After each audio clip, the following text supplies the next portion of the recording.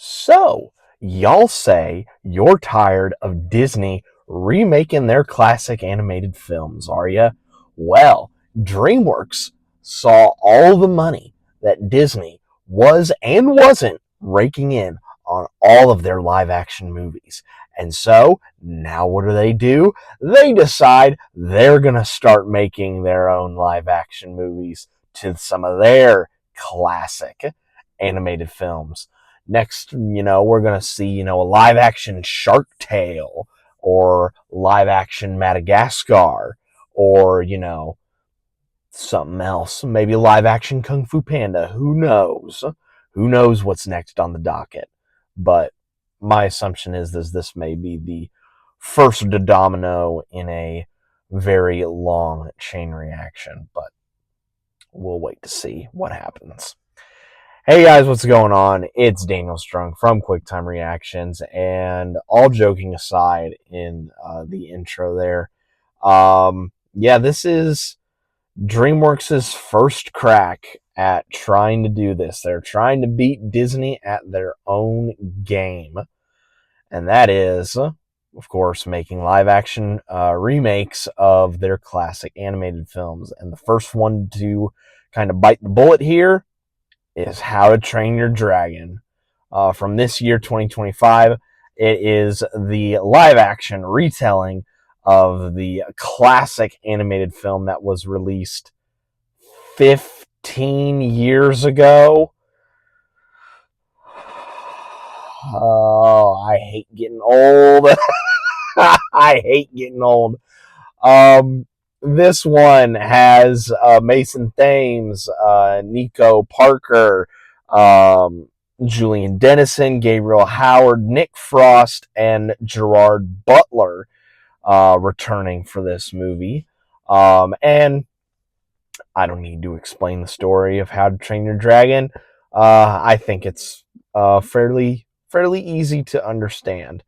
So a bit of background from my perspective on these movies, because the first one came out like right on the borderline. Like 2010, I was still going to see a lot of animated films, but I was slowly starting to wane off a bit.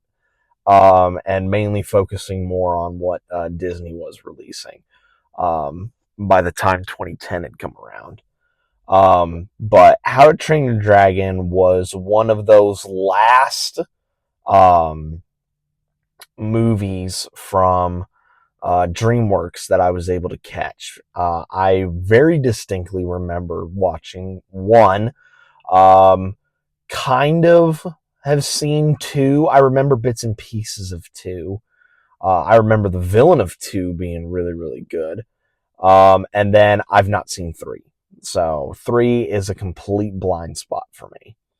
So when they announced that they were going to be doing this live action movie, this live action version of How to Train Your Dragon, I'm like, I said it in the intro, but I really do think this is probably the decision that went on at DreamWorks. Was they saw all of the success and maybe took note of some of the failures that Disney had with its live action offerings and decided, why not dip our toe into the realm? And I also think that, Hollywood is a bit bankrupt when it comes to, original ideas. Hence why I'm trying to spread the word about all these original films coming out, and so that you can go support them, just as an FYI. But I remember them announcing this and then seeing the first trailer. I'm like, this is pretty good. Of course, they had one of the original directors, Dean DeBlois. I'm so sorry if I mispronounce your last name. But he was one of the co-writers and co-directors of the original movie with Chris Sanders. Now, why does that name sound familiar? Well, it's because these two have worked on fair few projects, one of which being, another animated film that, just recently got a live action remake called, what's its name? Lilo and Stitch. So, yeah, Chris Sanders was a bit busy revoicing Stitch for the live action movie that Mr. Dean DeBlos, again, I'm sorry if I mispronounced his last name, he was the sole writer and director for this version of the story. And again, I'm not going to go into much of the story because basically kind of non-spoiler and spoilery is that not a lot is changed from the original animated film, from what I can remember, to this live action movie. Not a lot has changed. There's maybe a few extended scenes here and there, but other than that, not a lot of it has changed. I will, though, talk about the designs of the dragons because I think that was really, really cool. They went from, now granted, I don't think I would have been at all mad if they had kept the cartoony designs that were in the original and translated it into here. I don't think I would have been mad about that, but I like the fact that they went with like a realistic slash House of the Dragon or Game of Thrones type of look for the dragons, while still keeping the distinctive shadow of the dragon. Even though like its overall shape and its form hasn't changed, it's like its facial features and maybe its textures have changed dramatically. The cast that they have for this movie is pretty good. Masonthames, of course, famous in the horror sphere for being in Black Phone and is going to be in Black Phone too. I think he does a really good job as Hiccup in this movie. I think he does a really good job of not only channeling the original, which I cannot remember the voice actor who voices Hiccup in the original film, but gives it his own little twist to it. Nicoparker, I think, does a really good job as Astrid. All of the other characters, Julian Dennison, Gabriel Howard, and the two that play the twins, I think they did a really good job at embodying those characters. But the two that I really wanted to highlight are like, one can be seen as like kind of like, a comedy character. And then the other one is kind of like a big mainstay of the franchise as a whole. And that is Nick Frost, who played Gobber. I thought he did a really good job, really gave it his own kind of spin. And I really like Nick Frost.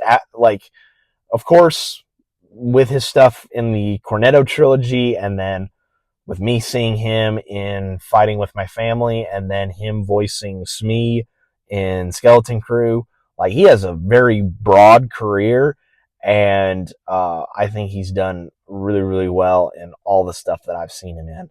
But Gerard Butler actually coming back to play Stoic in live action form. He's really good. Like I hang off of every single word that he says as Stoic. Like he just commands a presence whenever he plays this character. And I really, really enjoy him coming back to play this character.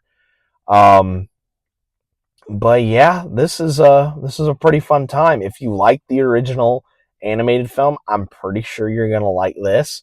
Now, granted, the audience score, I checked the audience score for this. The audience score on Rotten Tomato is a 98%.